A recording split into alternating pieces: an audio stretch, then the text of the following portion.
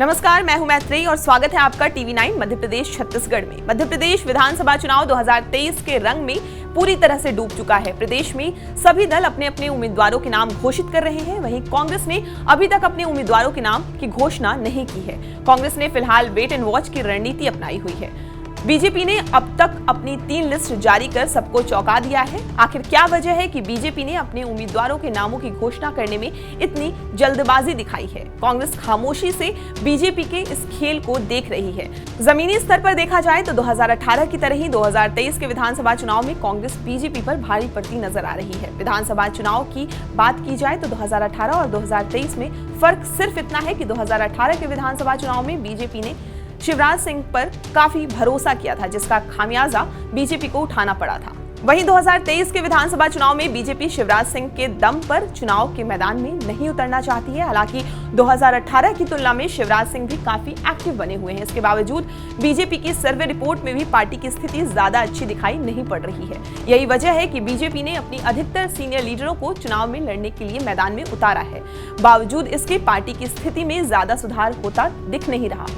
आम लोगों से मिल रहे फीडबैक के अनुसार कांग्रेस को सबसे ज्यादा सीटें ग्वालियर, चंबल और मालवा संभाग में मिलती दिख रही है। बात की जाए महाकौशल और विंध्य की तो यहाँ बीजेपी कांग्रेस में कांटे की टक्कर रहने वाली है।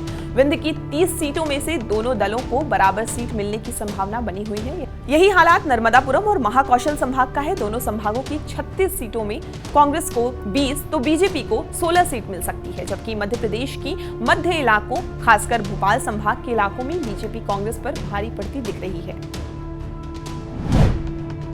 अब जानते हैं कि किस संभाग में कौन किस पर भारी है। ग्वालियर चंबल संभाग की बात की जाए तो टोटल 34 सीटें हैं, 20 कांग्रेस के पास और 12 बीजेपी के पास। मालवा निमाड़ में टोटल सीटें 66 हैं, जो कांग्रेस के पास 40 और 26 बीजेपी के पास है। बुंदेलखंड में टोटल सीटें 26, 12 कांग्रेस के पास और 14 बीजेपी के पास। महाकौशल 38 सीटें, 17 कांग्रेस और 21 सीटें बीजेपी के पास है। विंध्य में 30 सीटें हैं टोटल, जिसमें कांग्रेस के पास 14 और बीजेपी के पास 16 है। नर्मदापुरम में 11 सीटें हैं कुल, उसमें कांग्रेस के पास 6 और बीजेपी के पास 5।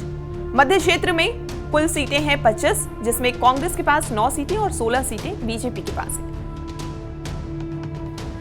मध्य प्रदेश विधानसभा चुनाव के लिए जिस तरह से बीजेपी ने अपनी स्थिति को सुधारने के लिए सीनियर लीडरों को चुनाव लड़ने के लिए उतारा है, उसे देखते हुए कहा जा सकता है कि बीजेपी विधानसभा चुनाव जीतने के लिए हर दांव चलेगी। मध्य प्रदेश का विधानसभा चुनाव की कितनी अहमियत है, ये बीजेपी के आलाकमान जानते हैं, क्योंकि 2024 में होने वाले लोकसभा चुनाव से पहले विधानसभा चुनाव को सेमीफाइनल के तौर पर देखा जा रहा है। दिसंबर 2023 में विधानसभा चुनाव के परिणाम आने हैं और अप्रैल 2024 में लोकसभा चुनाव होने हैं। विधानसभा चुनाव में हार का मतलब है विरोधियों का मनोबल ऊंचा होना, जो बीजेपी कभी नहीं होने देना चाहेगी। अब बीजेपी के ये सीनियर लीडर पार्टी के केंद्रीय नेताओं के विश्वास पर कितना खरा उतरेंगे, ये तो विधानसभा चुनाव के परिणाम ही बताएंगे। फिलहाल बीजेपी ने अपने सीनियर लीडर को उतारकर उनकी भी जमीनी पकड़ को परखने का मूड बना लिया है। जो जीतेगा वो आगे बढ़ेगा, जो हारेगा उसकी रणनीति पारी का द एंड है। ये बात बीजेपी का हर सीनियर लीडर जानता है, इसलिए कई नेता बेमन से चुनाव लड़ रहे हैं। बीजेपी का ये दांव कितना सफल होता है, ये दिसंबर में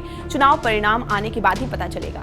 जीते तो ठीक, नहीं जीते तो नए सिरे से रणनीति पर काम करना होगा। अभी जो रुझान मिल रहे हैं वो कांग्रेस की लिस्ट आने के बाद बदल भी सकते हैं, और कितने बदलेंगे इसका इंतजार हर बीजेपी का नेता कर रहा है। ऐसे ही और भी वीडियोस के लिए बने रहिए टीवी 9 मध्य प्रदेश छत्तीसगढ़ के साथ।